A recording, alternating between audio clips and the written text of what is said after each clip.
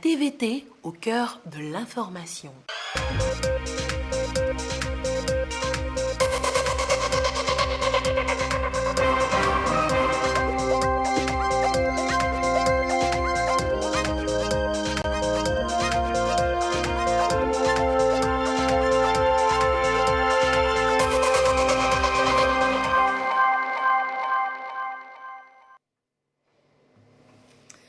Heureuse de vous savoir au rendez-vous du journal sur la télévision togolaise. Madame, Monsieur, bonsoir et voici les titres de cette édition. Une nouvelle politique de l'emploi est en préparation au Togo et pour pouvoir la mettre en œuvre et la réussir, il est nécessaire que les acteurs en charge des structures de l'emploi se forment et ils sont donc en formation depuis ce matin à Lomé. Et puis la gratuité des soins des femmes enceintes est une effectivité au Togo et tous les services sont concernés comme vous allez le découvrir dans cette édition.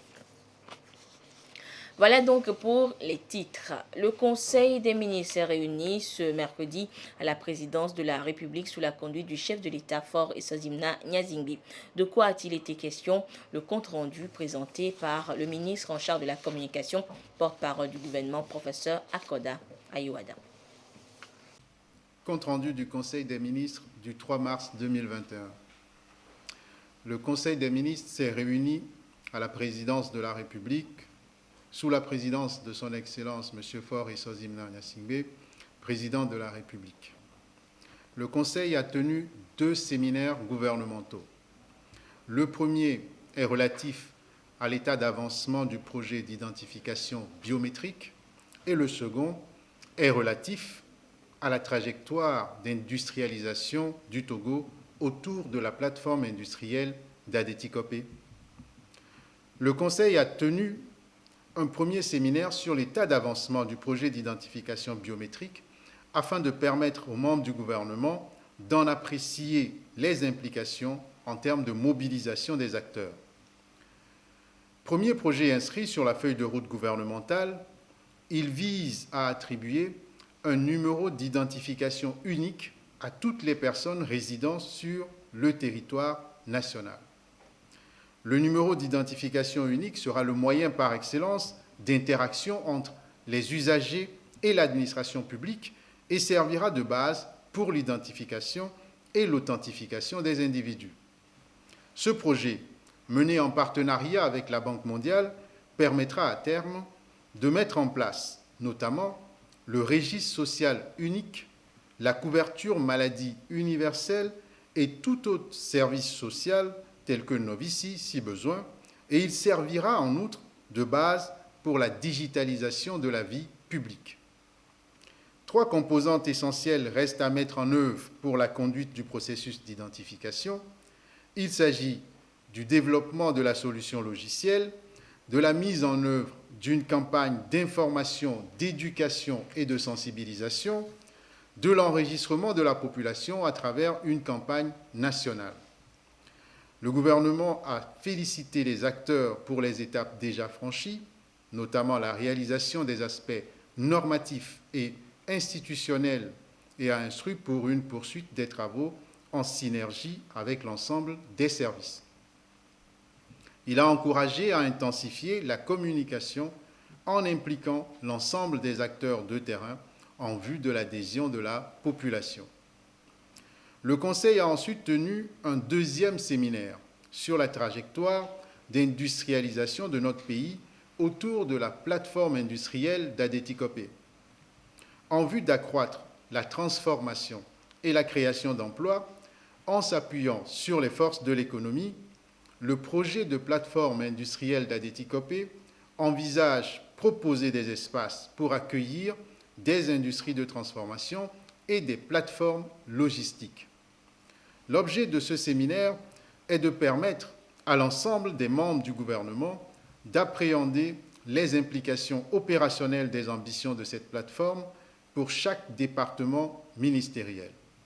En effet, la réussite d'une industrialisation pourvoyeuse d'emplois dans notre pays passe par l'optimisation des facteurs de production, mais aussi par une amélioration des dispositifs de formation des futurs salariés, sans oublier une plus grande intégration dans la chaîne de valeur de l'économie nationale, créant ainsi un écosystème vertueux avec un impact réel sur l'économie togolaise. Fait à Lomé le 3 mars 2021, le Conseil des ministres. Et durant le point de presse qui a suivi le compte-rendu du Conseil des ministres, le porte-parole du gouvernement a répondu, entre autres, à la question relative à l'intérêt de l'identification numérique au Togo. Je vous en propose un extrait. L'intérêt pour le citoyen, il est notamment, d'abord, dans ce qu'il a une identification. Il a une identification, il est reconnu par l'État dans lequel il vit. Intérêt pour le citoyen, pour le résident. Et à partir du moment où il est reconnu, les interactions qu'il est appelé à avoir avec les administrations et plus tard avec les structures privées, ces interactions vont être facilitées.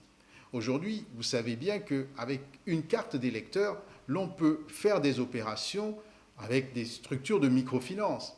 Donc, une carte d'identification biométrique avec un numéro d'identification unique va permettre à terme de faciliter les relations entre les individus et l'administration. Et vous suivrez l'intégralité de ce point de presse animé par le porte-parole du gouvernement à la fin de cette édition. Les responsables des structures de l'emploi sont à l'école de l'élaboration, de la conduite et de l'évaluation de politiques publiques de l'emploi. Ils se forment pour mieux contribuer à l'opérationnalisation de la nouvelle politique de l'emploi en perspective. Et une fois informés, ils seront en mesure de mettre en œuvre des techniques de suivi, évaluation efficaces. Voyons cela avec Abel Aboti et Luc Assi. Il y a de cela un peu plus de 2 ans que la politique nationale de l'emploi est arrivée à terme. Elle avait pour objectif d'accroître les opportunités d'emploi décents afin de contribuer à la lutte contre la pauvreté dans le pays. Même si elle a permis de faire reculer le chômage de 3,5%, cette politique a souffert de quelques manquements. Des manquements liés à la faible capacité des cadres des structures de l'emploi à élaborer, à conduire et à évaluer les politiques publiques d'emploi. Les acteurs concernés sont formés ici pour corriger le tir, relever le défi par rapport à la nouvelle politique de l'emploi en perspective. Il s'est révélé que même les membres du comité de suivi, les cadres des ministères, des structures qui sont chargées, c'est-à-dire de l'emploi, ne maîtrisent pas les procédures d'élaboration, de suivi et d'évaluation même de notre politique. Donc ça a été des insuffisances qui ont été relevées et il s'est avéré donc nécessaire que dans le cadre de l'élaboration d'une nouvelle politique nationale qui est en vue, qu'on puisse essayer donc d'outiller les membres de la commission de suivi et aussi profiter pour aguerrir tous les cadres des structures qui sont chargées des questions d'emploi dans notre pays afin que la nouvelle politique qui va voir le jour ne puisse plus souffrir des maux qu'elle avait souffert par le passé. Au sortir de cette rencontre, ces acteurs seront en mesure de développer un système de suivi et évaluation efficace pour une meilleure opérationnalisation des instruments de promotion de l'emploi. La formation s'inscrit dans l'optique de la dynamisation de la création de l'emploi décent en faveur des jeunes et femmes promue par le gouvernement à travers sa feuille de route stratégique. La phase d'élaboration de la nouvelle politique de l'emploi au Togo est presque terminée et le document prendra effet dans quelques semaines. À Gomé-Glozo, dans le Bamono, la production de riz connaît une augmentation. 1500 tonnes de riz paddy ont été récoltées au cours de la campagne agricole écoulée. L'Agence nationale de la sécurité alimentaire du Togo, ANSAT, est donc allée acheter 30 tonnes pour son magasin. Le compte rendu avec Ekwi Salah. Des sacs de riz paddy en attente d'être transformés. Ils appartiennent à une trentaine de coopératives de producteurs de riz dans le canton d'Agomé-Glozo. La production a atteint pour la première fois 1500 tonnes grâce à la mécanisation. Cependant, les producteurs se heurtent à une difficulté, l'écoulement de leur stock. L'Agence nationale de la sécurité alimentaire du Togo, ANSAT, leur vient en rescousse avec l'achat de 30 tonnes pour un montant de 11 400 000 francs CFA. L'arrivée de l'ANSAT dans notre milieu aujourd'hui, vraiment, c'est une grande joie pour nous, les producteurs d'Agomeglosu. Non seulement nous allons sortir une partie de nos crédits contractés au cours de la campagne précédente, mais nous allons nous jouir de nos efforts aussi et payer les écolages de nos enfants. Et comme l'occasion s'y prête, l'ANSAT a rappelé à ses producteurs l'importance du respect des mesures barrières liées au Covid-19. Ils sont également entretenus sur la campagne vaccinale en préparation. On nous a parlé de la Covid-19, de continuer les mesures barrières de la pandémie, de conseiller nos frères, nos enfants à porter régulièrement les masques, faire le lavage des mains régulièrement avant et après toute activité. Le directeur général de l'ANSAT se réjouit du tonnage impressionnant réalisé par les organisations paysannes ici à Agomeglosu. Il réitère au nom du ministre en charge de l'agriculture l'engagement du gouvernement à les accompagner dans leur écoulement. Nous avons été impressionnés par le travail réalisé par les producteurs qui sont sur le site. Ils ont bien profit tout le potentiel que le gouvernement togolais, sous les orientations du chef de l'État, a mis à leur disposition. On s'est rendu compte qu'ils ont consommé les semences améliorées que notre département a mises à leur disposition. Et donc nous voudrons ici, au nom du ministre de l'Agriculture, leur exprimer notre satisfaction. Mais disons que le gros des stocks risque d'être commercialisé cru, c'est-à-dire c'est du riz paddy. Et ça, nous avons tenu à les rassurer qu'ils auront tous les appuis des structures techniques de notre département pour que d'ici le démarrage de la campagne prochaine, qu'il n'ait plus de stock. En tout cas, c'est notre force souhait de voir d'ici quelques jours déferler les agrégateurs, les commerçants, les circuits de courtage des produits pour enlever les 2000 tonnes qui attendent dans les magasins. Cette opération de collecte des produits vivriers pour le compte de l'ANSAT a nécessité 90 600 000 francs CFA dans la région maritime. 495 tonnes de maïs blanc sont mobilisées contre 30 tonnes de riz. Le canton d'Agomeglosu s'affiche de plus en plus en matière de production de riz au Togo. Grâce aux efforts du gouvernement, la superficie risicole de la localité s'est agrandie avec un tonnage impressionnant réalisé au cours de l'année 2020. Et le gouvernement encourage également la transformation de riz paddy à travers des unités mises en place dans la zone. Et les résultats enregistrés aujourd'hui sont jugés encourageants. Nous retrouvons Ekosala pour des précisions. Avec l'agrandissement du périmètre risicole, le canton d'Agomeglosu s'impose en matière de production du riz au Togo. De 70 hectares, la superficie est passée à 410 hectares il y a 2 ans. Conséquence, la production a atteint cette année 1500 tonnes, une première dans l'histoire des producteurs. Nous sommes ici dans l'une des unités installées dans la localité pour transformer le riz paddy. Chaque jour, plus de 17 tonnes de riz blanc ménager sortent d'ici. Aujourd'hui, l'unité est en maintenance, mais nous ne partirons pas sans maîtriser le circuit de la production. Cette chaîne a en tout 8 machines. Donc la première maintenant, c'est la vanneuse. Elle enlève les balles vides, les mottes de terre, les pièces métalliques, bref, tout ce qui est impureté. Et après, transmet maintenant à la décortiqueuse. Quand tu prends le riz sur le séparateur, vous allez voir que le riz cargo est mélangé de riz paddy. Donc maintenant, elle sépare, elle enlève le riz cargo qu'elle envoie au niveau du blanchisseur 1. Et maintenant, le paddy qui n'est pas décortiqué, elle ramène ça à la décortiqueuse. Cette machine maintenant fait sortir le long grain de côté et les riz brisés de côté. Donc après qu'elle enlève les impuretés, elle transmet le riz propre maintenant au conditionneur. Après la programmation, le riz est sorti selon la programmation et passe directement à la couture. Des unités de transformation comme celle-ci, elles sont au nombre de 5 installées dans le canton d'Agomeglosu. Celle-ci est l'une des plus grandes avec sa capacité à transformer 20 tonnes de riz paddy par jour. Son implantation remonte à 2019.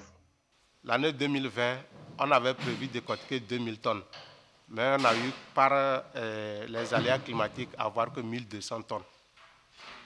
Mais jusqu'alors, on n'arrive pas à satisfaire toute la demande sur le marché. Les gens s'intéressent beaucoup à ce riz, puisque c'est un riz localement produit, naturellement parfumé, donc il n'a rien à envier au riz importé.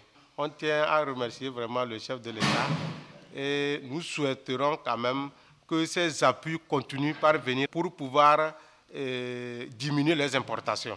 L'ambition du canton d'Agomé-Glozou est de devenir une référence en matière de production et de transformation du riz.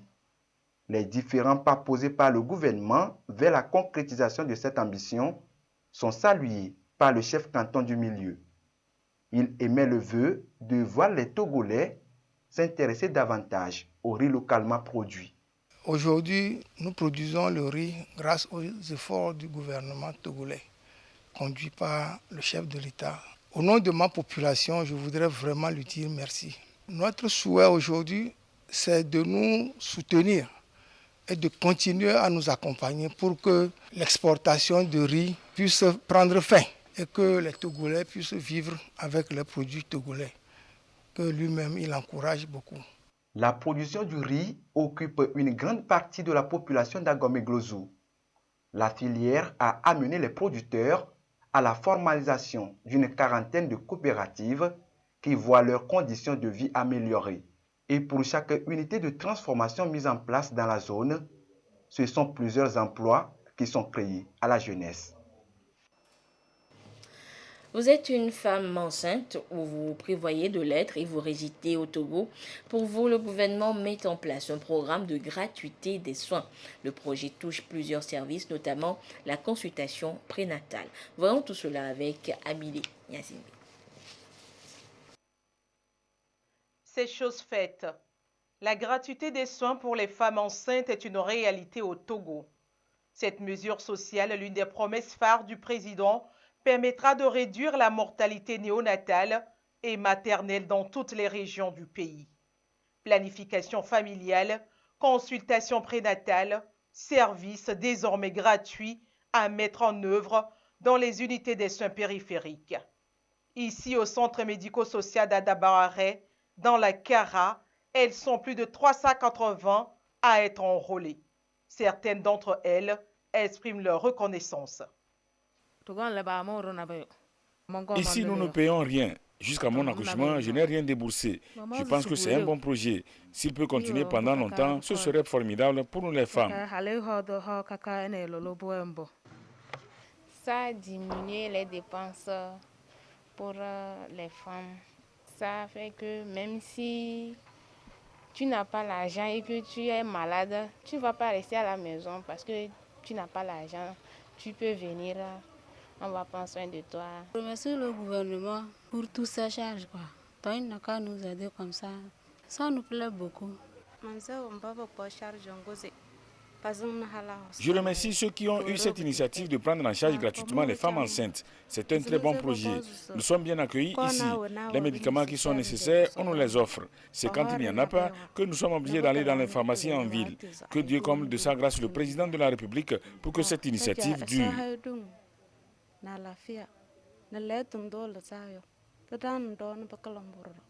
L'initiative coûtera plus de 7 milliards de francs CFA au Togo. Le pays est engagé dans un processus d'amélioration des conditions physiques de la femme enceinte et du nouveau-né. Avec cette gratuité, nous avons eu une augmentation de la fréquentation dans notre centre. Et en plus de ça, les consultations débutent très tôt. Avant, les femmes restent à la maison pour commencer tardivement la consultation. Et avec cette gratuité, elles viennent plus tôt déjà au premier trimestre, elles sont là. Ce qui fait qu'elles font au moins 4 consultations prénatales avant d'accoucher. Donc nous saluons cette initiative. Pour le moment, la consultation prénatale est gratuite. Les accouchements, en tout cas quand la femme est malade, on la prend en charge. Le traitement également, les médicaments également.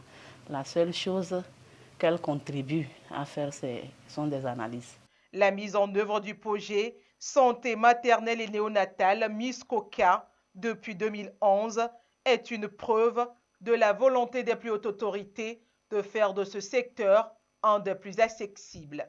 Le défi d'ici à 2025, construire et équiper 6 centres de santé mère-enfant, réhabiliter les centres de santé communautaires existants avec des équipements en soins obstétriques et néonataux d'urgence, construire 100 centres médico-sociaux et rendre gratuit le vaccin contre le cancer du col de l'utérus. Et parlons toujours santé, cette fois parlons de la crise du coronavirus. Et alors que la situation s'améliore à l'intérieur du pays, plus de 500 nouvelles contaminations ont été enregistrées à Lomé durant ces 8 derniers jours. La coordination envisage avec le gouvernement de prendre des mesures drastiques dans le Grand Lomé si la courbe reste toujours ascendante d'ici les 2 prochaines semaines. Voilà en substance de quoi il a été question durant la rencontre hebdomadaire entre la coordination nationale de riposte et la presse togolaise. Le compte rendu avec Dodo Waré. Le Grand Lomé serait-il en passe d'être soumis une fois encore aux restrictions sanitaires? La coordination dit n'avoir d'autre choix si les chiffres de contamination continuent de grimper aussi rapidement. 620 cas sont enregistrés cette semaine et le Grand Lomé seul s'attribue 569 cas positifs. Les couches les plus fragiles sont de plus en plus victimes, notamment les personnes qui ont déjà une maladie chronique. Le grand problème se trouve dans le Grand Lomé où la contamination à la fois communautaire et autre s'est accentuée. Quand on regarde la préfecture du Golfe, nous avons eu la semaine d'avant, du 10 au 16 février, 166 cas. Du 17 au 23 février, 239 cas. Et du 24 au 2 mars, c'est-à-dire cette semaine, 504 cas. Il y a augmentation dans la préfecture d'Agoïvé à moindre degré, c'est-à-dire 36 cas du 10 au 16 février, 43 cas du 17 au 23 février et 65 cas cette semaine. Donc, notre vrai problème se trouve à Lomé. Et cette période aussi, nous avons enregistré 4 décès. Ce qui se passe, c'est que plus le nombre de cas augmente, plus le nombre de cas graves augmente, plus beaucoup de patients seront en réanimation et plus on aura de décès. Actuellement, la réanimation est presque pleine. Nous sommes à 29 patients sur 30. Donc nous devons faire attention. S'il n'y a pas d'amélioration d'ici quelques jours ou quelques semaines, des mesures fortes pourront être prises pour le Grand Lomé. C'est le couvre-feu, c'est le bouclage. Le non-respect des mesures barrières et restrictives sont à l'origine de ces contaminations. La coordination pointe également du doigt les comités de veille. Chaque secteur doit s'organiser. Et l'organisation dans le secteur concerne la création de comités de veille. Et c'est ces comités de veille qui vont veiller au respect des mesures dans chaque secteur. Actuellement, nous observons la baisse de la vigilance des comités de veille, que ces comités de veille se réveillent et que c'est à ces comités pour veiller au respect des mesures barrières dans les sociétés, dans les industries, dans les institutions, que ce soit publiques ou privées. Les journalistes ont voulu en savoir plus sur le vaccin anti-Covid qui tarde à arriver. D'après le coordonnateur, l'accès est plus complexe même avec la plateforme COVAX. Vous pouvez avoir de l'argent, mais c'est difficile d'avoir les vaccins. Notre pays est en train de faire un lobbying pour avoir d'autres vaccins qui vont arriver. Nous nous sommes déjà préparés et nous savons que l'arrivée de ces vaccins est imminente. Dans l'initiative COVAX, ce n'est pas un seul vaccin qui arrive. Que ce soit Pfizer, Moderna, AstraZeneca ou autres, on récupère et on redistribue ça au pays. Dans la redistribution maintenant, ça sera en fonction des pays et aux doses récupérées. Actuellement, dans le partage, nos doses sont déjà faites. Mais maintenant, il faut récupérer et nous les envoyer. Le respect des mesures barrières reste le point fort de cette lutte sanitaire et la coordination en appelle au bon sens de tous au risque de se mettre à dos le nouveau groupe mixte de surveillance anti-Covid. Et à ce jour du mercredi 3 mars 2021, la situation de la pandémie au nouveau coronavirus Covid-19 au Togo se présente comme suit. Le nombre de cas confirmés est de 7188, 102 nouveaux cas depuis hier. Le nombre de cas de personnes guéries est de 5918, 106 nouveaux guéris depuis hier. Le nombre de cas actifs s'élève à 1185. Le nombre de décès est de 85. Un communiqué signé par le ministre en charge de la Santé, professeur Moustapha Mijiawa. Et le gouvernement s'active donc pour démarrer la campagne vaccinale contre le Covid-19. Mais certaines populations émettent des réserves. Et cette réticence des Togolais à ce projet vaccinal est une véritable préoccupation pour le gouvernement. Il est plus que nécessaire d'insister sur l'importance de la vaccination dans la lutte contre la maladie. Et Clarisse Aticlet nous le rappelle ce soir. Déjà disponible dans certains pays, le vaccin anti-Covid-19 le sera également bientôt au Togo.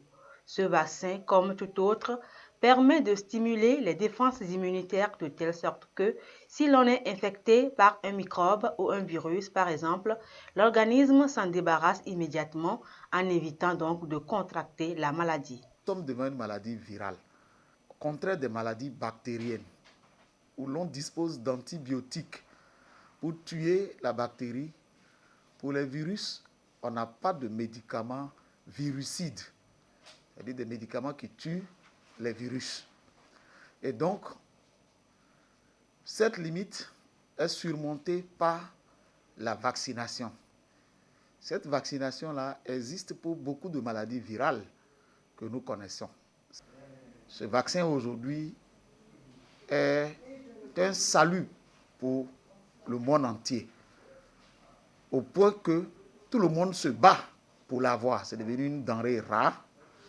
Et si vous avez la chance de l'obtenir, vous êtes parmi les privilégiés. Si je me vaccine, je préviens déjà la possibilité de faire la maladie de façon grave. Et nous le répétons tout le temps. Voir quelqu'un mourir de coronavirus, ce n'est pas la chose la plus agréable. Mourir en détresse respiratoire, mourir étouffé, se débattre pour mourir, ce n'est pas quelque chose de bien. Et ce vaccin-là prévient la survenue de formes graves. Et tout doucement, ce qui est intéressant dedans, en vaccinant la population, on prévient aussi l'émergence de ce que nous appelons les mutants. Aujourd'hui, on parle de mutants. Mutants, c'est peut-être un langage trop codé, mais c'est le virus qui mute pour résister aux conditions environnementales. Donc, le mutant qui émerge est plus dangereux que le virus de départ. Mais en vaccinant, on essaie de contrôler tous ces phénomènes. Depuis l'annonce de la disponibilité de ce vaccin, nombreux sont les commentaires qui inondent les réseaux sociaux surtout, instaurant la peur et l'inquiétude grandissante au sein des citoyens. Certains vont jusqu'à déclarer qu'ils ne se feront jamais vacciner.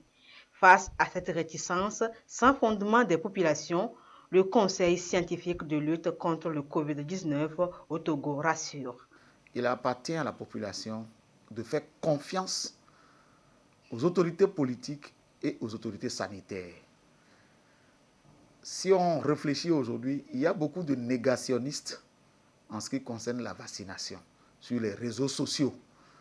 Malheureusement, les réseaux sociaux nous desservent en ce moment. En réalité, avec les experts qu'il y a dans ce pays, avec toute la stratégie mise en place dans ce pays pour lutter contre la Covid-19, je voudrais demander à la population, je mets quiconque au défi de me dire que les autorités politiques et sanitaires laisseront rentrer une goutte d'un vaccin qui va être toxique, qui va tuer la population togolaise dans ce pays. Au nom de quoi?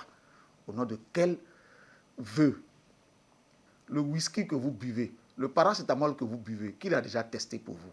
Si ce n'est que ces mêmes autorités politiques et sanitaires, par les structures mises en place, pour apporter la garantie que ce qu'on vous donne ne vous est pas toxique. L'inquiétude des populations se situe surtout au niveau des effets secondaires que peut présenter ce vaccin comme tout autre. Lorsque nos enfants vont en pédiatrie pour faire la vaccination, le plus souvent, c'est un sirop à base de paracétamol qu'on prescrit parce qu'il y a une petite fièvre ça et là. De toutes les études qui ont été menées, ce qui est observé n'est pas différent de ce qu'on observe avec les autres vaccins, à titre de fièvre ou de quelques maux de tête. Mais en même temps, pour contrôler tout cela, vous allez voir que les sites où la vaccination va être faite vont être des sites où toute l'équipe médicale sera là pour que lorsqu'il y a un bobo, on puisse aider la personne très rapidement. Il faut que la population soit rassurée dans le plan pour mettre en place cette vaccination. Le nombre de ceux qui vont vacciner, là où nous allons vacciner, tout cela est pris en compte. Nous savons tous que c'est quelque chose de nouveau. Toutes les précautions ont été prises.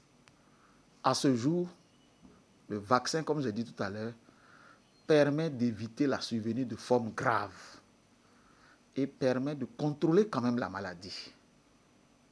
Pour l'instant, la recherche continue. Peut-être bientôt on va vous dire, voici le vaccin. Lorsque vous le prenez, vous ne faites plus la maladie et vous ne transmettez plus la maladie.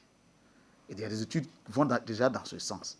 Mais nous disons le premier remède, le premier médicament qui coûte moins cher, accessible dans les pays comme les nôtres, c'est le respect des mesures barrières. Le gouvernement togolais met donc tout en œuvre afin que le vaccin anti-Covid-19 soit disponible rapidement. La réussite de ce programme de vaccination dépendra donc de la confiance des populations qui vont en tirer le plus grand bénéfice, celui d'être protégées contre le Covid-19. Et pour la réussite de la campagne vaccinale, donc prévue pour démarrer très prochainement au Togo, les populations doivent être bien informées. Mais la sensibilisation démarre par les professionnels de la santé, première cible de cette opération. Les précisions avec Christine Pétieki-Alodé. Depuis l'avènement du coronavirus, plusieurs stratégies, dont les mesures barrières, ont permis au Togo de rompre la chaîne de contamination de la maladie. Aujourd'hui, le gouvernement est à un stade avancé dans la lutte. Les premières doses du vaccin AstraZeneca seront reçues dans les tout prochains jours. Pour la réussite de la campagne de vaccination, directeurs préfectoraux de la santé, points focaux des différents districts sanitaires de la région maritime, partagent les informations scientifiques. C'est de faire en sorte que tout le personnel de santé soit sur la même longueur d'onde pour qu'on ait tous la même compréhension par rapport à cette problématique de la vaccination contre Covid. Vous n'êtes pas sans savoir que depuis que le gouvernement a annoncé l'arrivée du vaccin contre la Covid, il y a eu une flambée des désinformations, des fausses informations qui ont circulé beaucoup sur les réseaux sociaux. Le vaccin qui est commandé par le gouvernement et qui va arriver, c'est le vaccin de AstraZeneca. Et donc la cible, c'est le personnel de santé d'abord. Les autres cibles, c'est que il y a les personnes âgées de 50 ans et plus. Ensuite, les personnes âgées de moins de 50 ans, mais portant des comorbidités. Les moins de 20 ans ne sont pas concernés par cette vaccination. 236 millions de personnes sont déjà vaccinées dans le monde. Le vaccin AstraZeneca, certifié par l'OMS, protège contre les formes graves de la maladie. Il est administré en 2 temps. La première dose dans le bras aide à produire les anticorps. La seconde, qui intervient 28 jours après, prolonge la durée de la protection. Après toutes les vérifications scientifiques, l'Organisation mondiale de la santé a trouvé que c'est un bon vaccin. Ce vaccin aussi est efficace à plus de 70 à 90% d'efficacité, donc permet de protéger la population. Autre élément, c'est que beaucoup de pays l'ont déjà implémenté et même nos pays voisins ont déjà utilisé ce vaccin et ce vaccin s'est donc montré ne pas produire de danger à l'être humain. Des effets secondaires, il y en a pour tout ce qui est médicament, pour tout ce qui est vaccin. Ce n'est pas seulement par rapport au vaccin anti-Covid. Mais il faut signaler que ce sont des effets secondaires vraiment mineurs. Une douleur au point d'injection, c'est tout à fait normal de l'avoir. Et comme c'est un médicament, quand on prend un médicament, l'organisme réagit un tout petit peu. Donc on va avoir des situations où on a un peu de corps chaud, un peu de fatigue. 6 851 cas, dont 83 décès liés au coronavirus, sont enregistrés par le Togo à la date du 28 février 2021. En attendant la réception du vaccin et le démarrage de la campagne vaccinale, les mesures barrières restent les seuls moyens de protection contre le coronavirus. Et je vous propose à présent de suivre l'intégralité du point de presse qui a suivi la présentation, le compte-rendu du Conseil des ministres de ce mercredi. Et ce point de presse a été animé par le porte-parole du gouvernement, ministre de la Communication, professeur Akoda Ayiwada. Préoccupation pour ce qui concerne le premier séminaire gouvernemental qui porte sur le projet d'identification biométrique. Il est dit dans le communiqué qu'il servira en outre de base pour la digitalisation de la vie publique. Je voudrais savoir si on pourrait s'attendre à une résolution définitive de la question du recensement électoral à la fin de ce processus. La deuxième préoccupation, elle voudrait savoir que vaudra la carte d'identité nationale à la fin de la réalisation de l'identification biométrique. Merci. Le projet qui est en train d'être déployé et qui va concerner tous les citoyens de notre pays, mais pas que. Ce projet concernera également les personnes étrangères qui résident sur notre territoire national. Et évidemment, une fois que toutes ces catégories de personnes seront identifiées, il se pose la question de savoir si l'on peut articuler avec l'identification les questions d'identité. Et si vous observez très bien, l'identification concerne tout le monde. À partir du moment où vous résidez sur le territoire togolais, vous serez amené à être identifié. Mais pour voter aux élections, il vous faut être citoyen togolais. Il vous faut avoir la nationalité togolaise. Donc, les deux fichiers seront des fichiers différents. L'identification n'est pas reliée directement aux questions d'identité, mais sert ou peut servir de base à l'identité nationale. Le fichier électoral est déconnecté du fichier d'identification biométrique, même s'il peut toujours y avoir des éléments de croisement, cela est possible. Ce qu'il faut noter, c'est que tout le monde sera identifié, mais seuls les Togolais auront une carte d'identité nationale, seuls les Togolais de 18 ans et plus auront une carte d'électeur.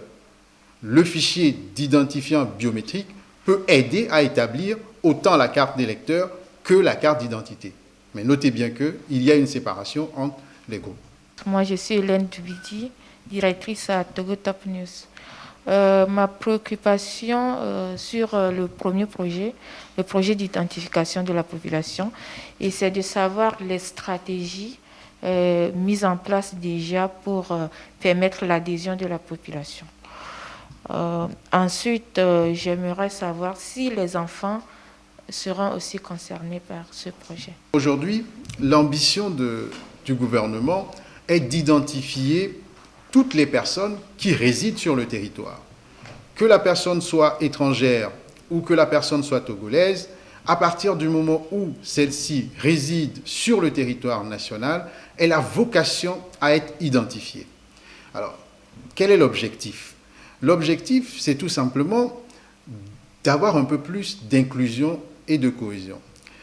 lorsque vous n'avez pas d'identité ou lorsque vous n'êtes pas identifiable, vous êtes exclu de la plupart des services publics ou des services sociaux que l'on peut déployer sur le territoire. Vous devenez, pour dire les choses simplement, un exclu social, un exclu économique, voire un exclu politique. Et l'intérêt d'identifier toutes les personnes qui résident sur le territoire, c'est d'abord de faire en sorte que la mobilisation des ressources soit plus efficiente et sa redistribution ou la redistribution des ressources soit plus efficace. Parce qu'au moins on sait exactement la base pour mobiliser et on connaît beaucoup plus précisément les bénéficiaires. Et en termes de planification, ces informations sont décisives. Les personnes qui sont éligibles à cet enrôlement sont des personnes résidant au Togo à partir de 5 ans. C'est-à-dire que l'âge minimum pour être enrôlé, c'est 5 ans. Pourquoi? Tout simplement parce que, à partir de 5 ans, les éléments biométriques des individus commencent à se figer. On peut commencer à faire confiance. Et au rang des informations qui seront collectées, il y aura des informations biométriques telles que l'empreinte digitale, le scan de l'iris ou le scan de la face. Et à côté, on a des éléments d'identité comme le nom, le prénom, le nom des parents, le domicile, un numéro de téléphone, la nationalité. Donc, un nombre important d'informations que l'on va relever pour pouvoir vous établir une carte d'identification numérique. Donc, un numéro sera attribué à chaque titulaire de cette carte et en réalité, c'est ce numéro plus un code QR qui permettront de faciliter les interactions entre les détenteurs de ce numéro et les administrations publiques notamment. Les administrations privées pourraient, dans le futur, utiliser ce numéro. Alors, les stratégies pour faire adhérer un maximum d'individus, je pense qu'il faut d'abord expliquer. Il faut d'abord expliquer le bien fondé de ce projet.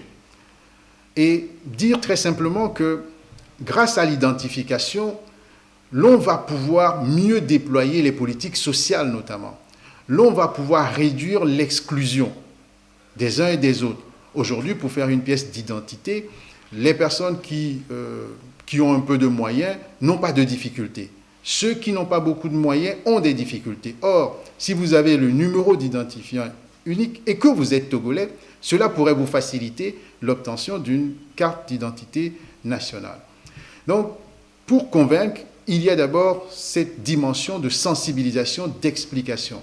Et puis ensuite, il y a toute une stratégie qui va être mise en place pour impliquer à différents niveaux toutes les couches, à partir du canton, de la commune, de la ville, au niveau régional et à un niveau plus national, en intégrant les leaders d'opinion, les forces vives de la nation, les leaders religieux, les leaders politiques et vous-même, les journalistes, dans cette campagne qui va être mise en œuvre afin que nos concitoyens puissent adhérer à ce processus qui nous permettrait de franchir un nouveau pas dans la réduction de l'exclusion sociale. Je suis Charles Midi, journaliste à TV2.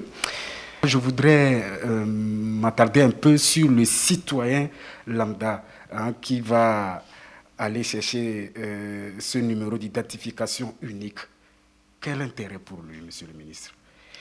Et la deuxième préoccupation, c'est à quand véritablement va démarrer ce projet d'identification pour tous et comment l'opération va se dérouler sur le terrain au moment venu. Merci. Merci. Le projet d'identification biométrique, on l'a dit, c'est le premier projet inscrit sur la feuille de route gouvernementale 2020-2025. Alors, je voudrais vous rassurer, ce n'est pas le citoyen qui ira chercher un numéro d'identification biométrique, mais c'est le gouvernement qui ira donner ou récolter des informations pour pouvoir attribuer le numéro d'identification biométrique.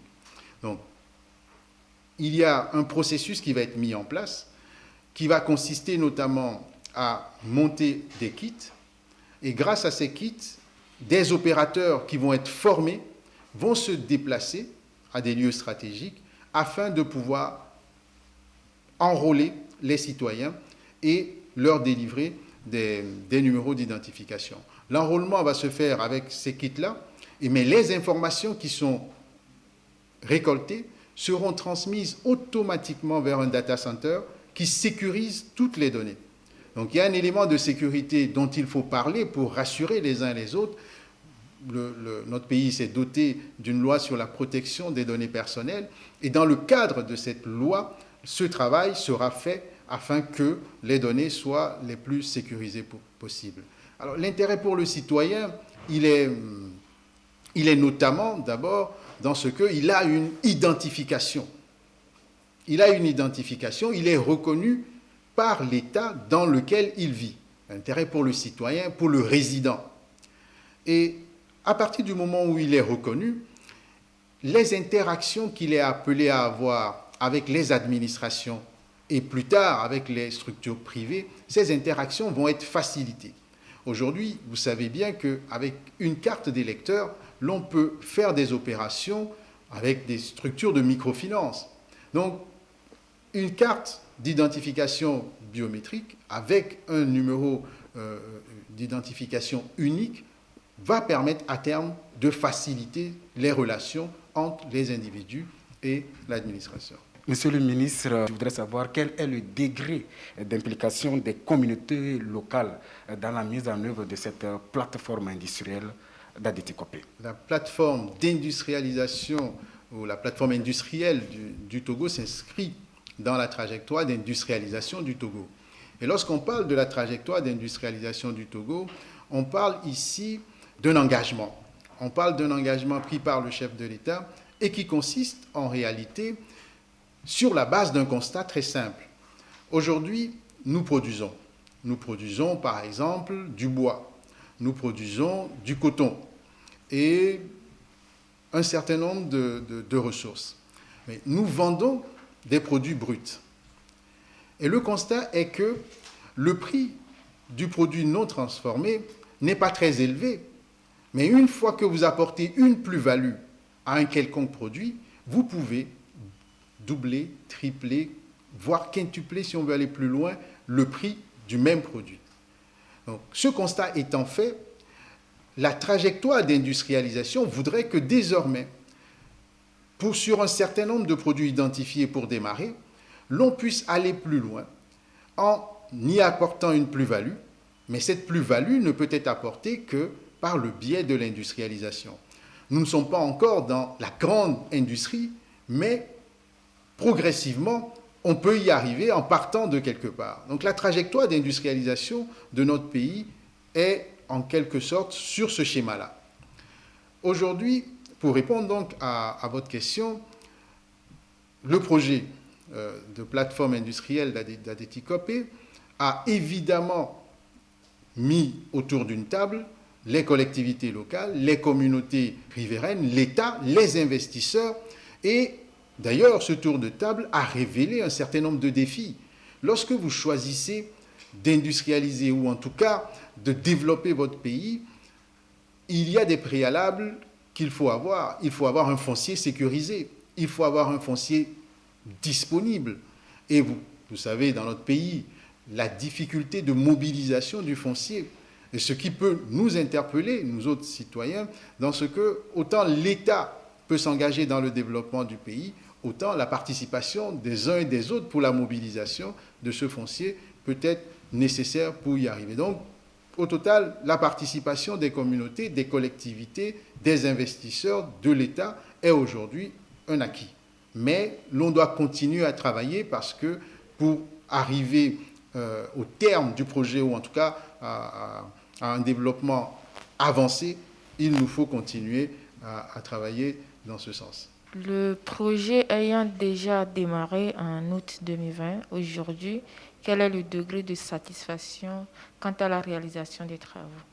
Et puis, quand on peut espérer son opérationnalisation? Vous l'avez bien noté, le projet a démarré depuis août 2020 et au regard de la stratification pour l'évolution du projet, on peut considérer que l'on a plutôt bien avancé. Ceux qui ont la chance de passer par Adétikopé ont certainement vu pousser de grands entrepôts, ont certainement vu tracer des voies de dégagement pour l'implantation de la plateforme. Alors, je ne peux pas vous donner de chronogramme immédiat puisque, vous savez, c'est une structure qui pilote cette plateforme. C'est la structure ARISE. Nous avons, au terme du séminaire gouvernemental, en tout cas, la satisfaction de constater qu'au regard des propositions qui sont faites, il y a eu de véritables avancées et nous pouvons rassurer de ce que, dans un délai relativement court, l'exploitation en elle-même va démarrer.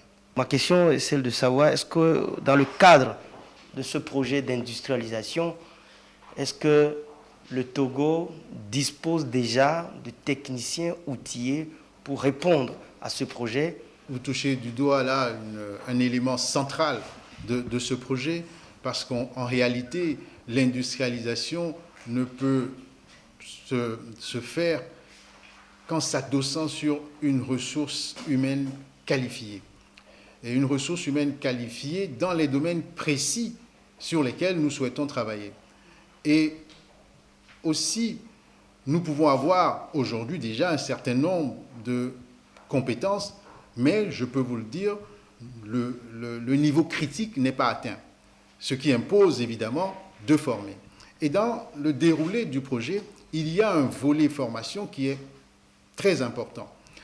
À ce stade, la maturation de la formation est en train d'être réalisée en lien avec KfW et en lien avec le ministère des enseignements primaires, secondaires, techniques et de l'artisanat.